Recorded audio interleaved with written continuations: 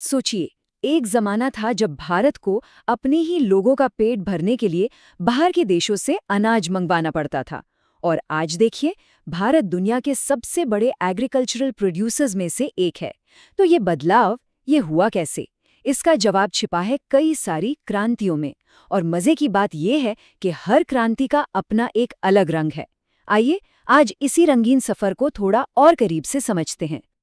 ये जो लिस्ट है ना, ये सिर्फ कुछ नाम नहीं है। ये भारत के संघर्ष और फिर तरक्की की कहानी है। आजादी के बाद देश के सामने एक बहुत बड़ी चुनौती थी, खाने की कमी। ये क्रांतियां उसी चुनौती का जवाब थीं। हर मिशन को एक खास प्रॉब्लम को टारगेट करने के लिए बनाया गया था, ताकि उसे जड़ से खत्म किया जा सके। पर एक सवाल दिमाग में आता है, आखिर इतने सारे रंग क्यों? मतलब हरा, सफेद, नीला, पीला। क्या ये बस कुछ फैंसी नाम थे, या फिर इन रंगों के पीछे कोई असली वजह छिपी है? चलिए इसी की पड़ताल करते हैं।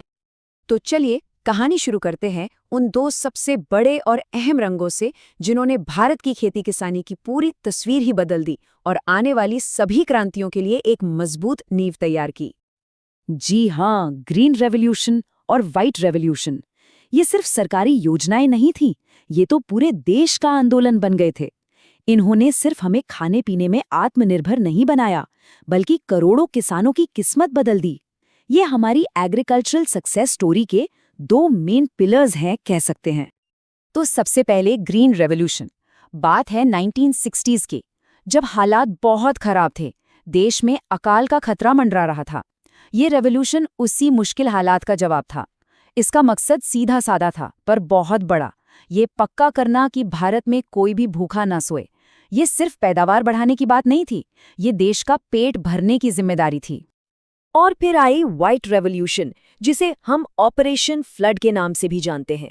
जरा सोचिए, जो देश दूध की कमी से जूझ रहा था, वो दुनिया का सबसे बड़ा मिल्क प्रोड्यूसर बन गया। कमाल है ना? और ये हुआ कैसे? देश के लाखों छोटे छोटे दूध किसानों को कोऑपरेटिव्स के जरिए जोड़ा गया। और ये मॉडल इतना कामयाब हुआ कि पूरी दुनिया ने इसकी मिसाल दी। तो देखिए इन दोनों रेवोल्यूशंस की ताकत को। एक ने हमारी थाली में रोटी दी, यानी फूड सिक्योरिटी, और दूसरी ने हमें दूध में दुनिया का बादशाह बना दिया। इन दोनों ने मिलकर ही एक आत्मनिर्भर भारत की बुनियाद रखी। मगर कहानी सिर्फ ग्रीन और व्हाइट पर खत्म नहीं होती। अरे ये तो बस शुरुआत थी। इसके बाद तो एक पूरा इंद्रधनुष सामने आया, जहां हर रंग एक नई सक्सेस स्टोरी बताता है। तो चलिए अब बात करते हैं प्रोटीन पावर की। सिल्वर रेवोल्यूशन ने अंडे का प्रोडक्शन इतना बढ़ाया कि वो हर घर तक पहुंच गया। रेड रेवोल्यूशन का फोकस था मीट और टमाटर पर।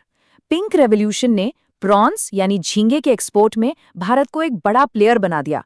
और हाँ, ब्लू रेवोल्यूशन, इसने हमारी लंबी कोस्टलाइन का फायदा उठाया और मछली उत्पादन में एक जबरदस्त उछाल लाया।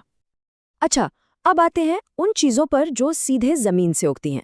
येलो रेवोल्यूशन का निशाना था ऑयल सीड्स, यानी तिलहन, ताकि हम खाने के तेल में आत्मनिर्भर बन सके। फिर आई ब्राउन रेवोल्यूशन, फर्टिलाइजर्स के लिए।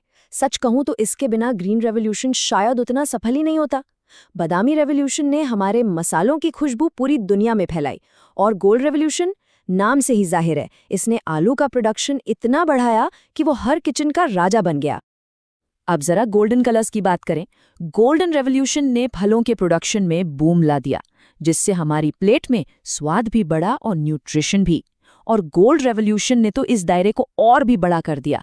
इसमें पूरा हॉर्टिकल्चर सेक्टर आ गया, मतलब फल, फूल, सब्जियां, सब कुछ। इससे गांवों में कमाई के नए नए मौके भी बने। अब थोड़ा आगे बढ़ते हैं 21वीं सदी में। यहाँ की जरूरतें अलग हैं तो क्रांतियां भी अलग हैं। अब बात सिर्फ पारंपरिक खेती की नहीं रही, सोच उससे बहुत आगे निकल चुकी है। अब जो क्रांतियां हैं वो सिर्फ खेत तक सीमित नहीं हैं, जैसे कि कृष्ण या ब्लैक रेवोल्यूशन। इसका लेना देना है बायोडीजल से, यानी एनर्जी सिक्योरिटी से। फिर है खाकी रेवोल्यूशन, जो लेदर प्रोडक्शन पर फोकस करती है। और अमृत क्रांति, ये तो शायद सबसे बड़ा सपना है, भारत की नदियों को आपस में जोड़ने का एक मैसिव प्रोजेक्ट, ताकि देश में पानी की समस्या हमेशा के लिए खत्म हो सके। तो कुल मिलाकर बात यह है कि ये हर रंग सिर्फ एक नाम नहीं है, ये अपने आप में एक मिशन है, एक बड़ी पिक्चर को पूरा करने की कोशिश। और वो पिक्चर है एक आत्मनिर्भर भारत की। ये हमें सिखाता है कि कैसे एक एक सेक्टर पर फोकस करके हम बड़े बड़े लक्ष्य हासिल कर सकते हैं। तो अब जब भारत 21वीं सदी के नए चैलेंजेस का सामना कर रहा है, तो एक सवाल खड़ा होता है, अगला रंग कौन सा होगा? क्या वो क्लाइमेट चेंज से लड़ने के लिए कोई इको ग्रीन रेवोल्यूशन होगा, या शायद फूड प्रोसेसिंग के लिए कोई ऑरेंज रेवोल्यूशन? कौन जाने। भविष्य का कैनवस तो अभी खाली है। ये देखना वाकई दिलचस्प होगा कि भारत इस पर अगला कौन सा नया रंग भरता है।